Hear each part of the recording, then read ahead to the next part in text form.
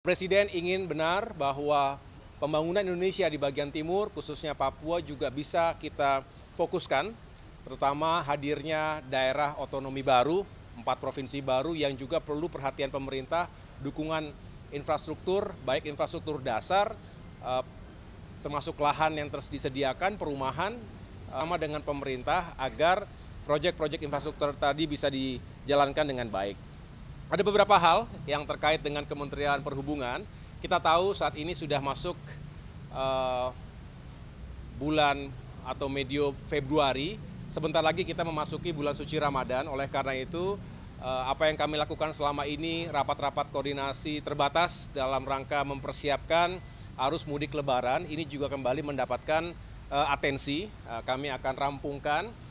Mohon doanya agar ini bisa lancar karena kita ingin masyarakat Indonesia bisa menjalankan ibadah sekaligus nanti mudik Lebaran berjalan dengan aman, lancar, dan nyaman. Dan transportasi juga semakin terjangkau. Yang kedua, kami juga membahas berbagai fasilitas transportasi baik darat, laut, udara maupun kereta api yang harus dikembangkan, diperkuat sehingga bisa mendukung sektor ekonomi dan juga pariwisata.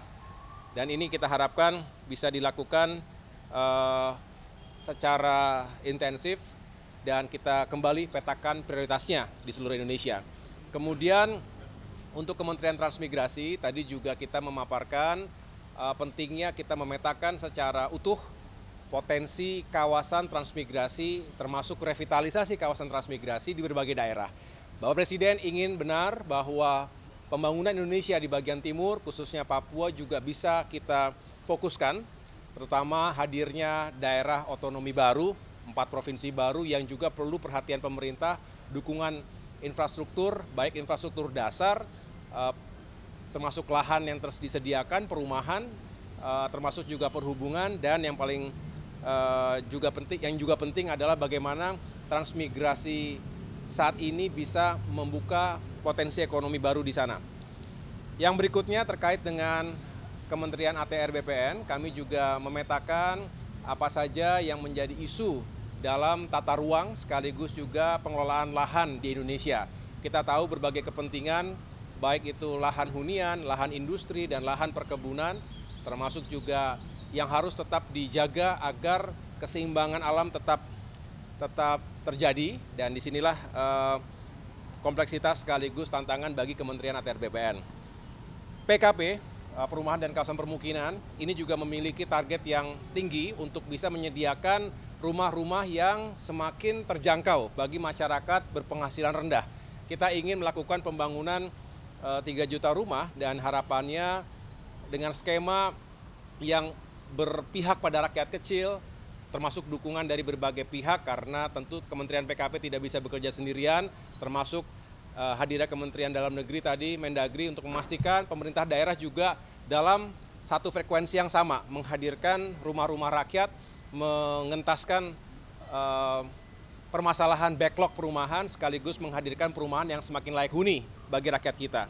Dan yang terakhir terkait dengan Kementerian Pekerjaan Umum, tentu berbicara infrastruktur dasar, jalan-jalan, persiapan menuju Lebaran, lalu kita juga kembali meyakinkan agar infrastruktur, misalnya bendungan, itu benar-benar terhubung dengan saluran irigasi sehingga bisa meningkatkan swasembada pangan.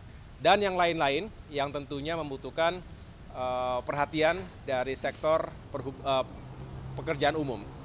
Kira-kira itu teman-teman sekalian yang dapat saya sampaikan. Intinya adalah Bapak Presiden senang bahwa infrastruktur ini terus bergerak, terus mencari solusi, dan kami mendengarkan berbagai masukan dan harapan masyarakat tentunya yang juga penting untuk kami akomodasi dalam pengembangan kebijakan di bidang infrastruktur. Terima kasih. Ya, silakan, mungkin ada yang disampaikan ke menteri-menteri lain.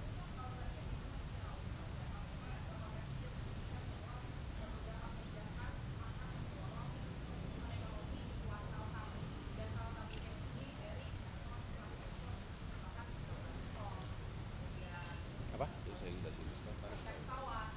Oh,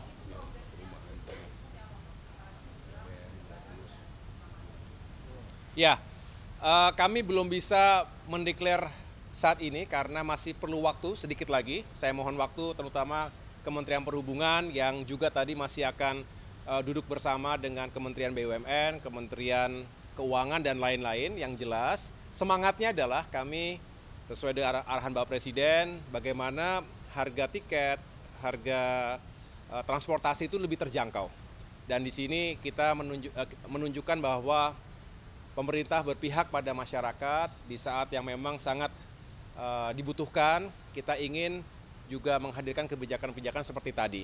Nah, Nataru yang lalu juga sebagai bentuk bahwa walaupun dalam masa pemerintahan yang baru beberapa minggu saja, tapi kami berupaya yang terbaik. Oleh karena itu, kami sedang merumuskan, menuntaskan segala koordinasi karena semua harus dihitung dengan tepat, dengan cermat, dan pada saatnya akan kami umumkan kepada masyarakat.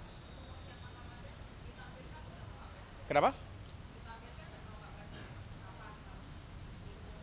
Segera, mudah-mudahan dalam waktu dekat ini ya, saya sampaikan tadi memang kita butuh waktu, jangan terlalu mepet karena biasanya masyarakat juga sudah mulai mencari tiket itu jauh-jauh hari, 1 bulan paling tidak sebelum tanggal Lebaran. Jadi insya Allah dalam waktu dekat ini kami akan umumkan.